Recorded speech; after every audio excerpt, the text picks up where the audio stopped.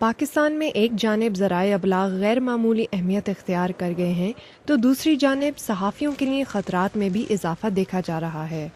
اگر آپ کو بلوچستان کے ریموٹ ایریاز میں جانے کا اتفاق ہو، ایون کوئٹہ میں جانے کا اتفاق ہو، کے پی کے جو ہے فاٹا اور یہ ایجنسیز میں جانے کا اتفاق ہو، تو آپ کو معلوم ہوگا کہ وہاں پہ جرنلزم کرنا پریکٹیکلی ناممکن ہو چکا ہے۔ مختلف گروپس جو ہیں وہ تھریٹس کر رہے ہیں۔ کورسپونڈنٹس جو مختلف اخبارات کے ساتھ یا چینل کے ساتھ تھے وہ ہجرت پر مجبور ہو گئے ہیں، انہوں نے اپنے علاقے چھوڑ دیے ہیں، کئیوں نے علاقہ چھوڑ دیا ہے، کئیوں نے جرنلزم چھوڑ دیا ہے۔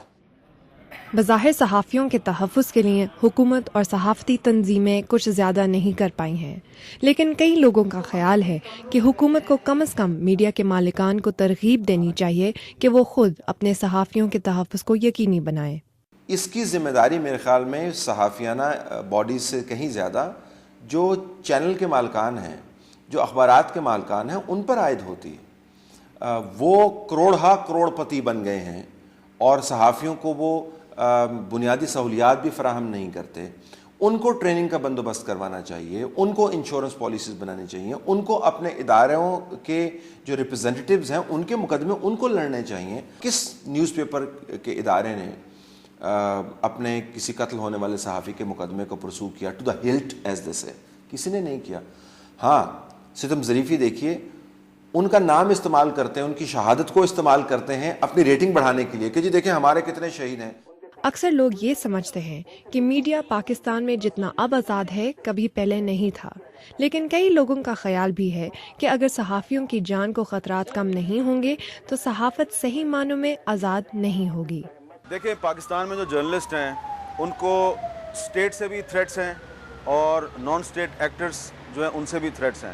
یہ ساری جو آپ کو پاکستان کے میڈیا پہ جو آپ کو فریڈم نظر آ رہی ہے، یہ فریڈم جو ہے یہ ان ہمارے ساتھیوں کی قربانیوں کا نتیجہ ہے جو مارے گئے اور ہم ان کے قاتلوں کو نہیں پکڑ سکے۔ اگر قاتل نہیں پکڑے جائیں گے تو بھائی ہم یہ سلسلہ کیسے جاری رکھیں گے؟ میڈیا مالکان بھی مانتے ہیں کہ صحافیوں کے لیے مزید اقدامات کی ضرورت ہے۔ میرا تو ابھی ایک ادارہ ایک نیا چھوٹا سا اخبار ہے، لیکن وہ بڑے بڑے ادارے جنہوں نے اخبارات کے پروفٹ سے ہی اتنے بڑے بڑے ٹیلی ویژن چینل اور امپائرز بنا لیے ہیں، ان پر یہ اخلاقی، قانونی اور پروفیشنل ذمہ داری عائد ہوتی ہے کہ وہ صحافیوں کو کم از کم مالی تحفظ تو دیں۔ دوسری طرف حکومت کہتی ہے کہ صحافیوں کے تحفظ کے لیے وہ سب کیا جا رہا ہے جس کی ضرورت ہے۔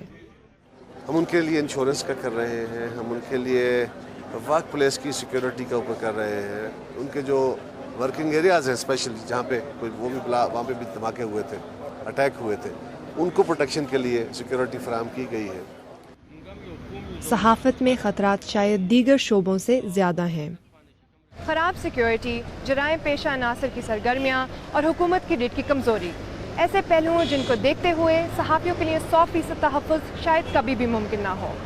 نوشین عباس، BBC، اسلام آباد۔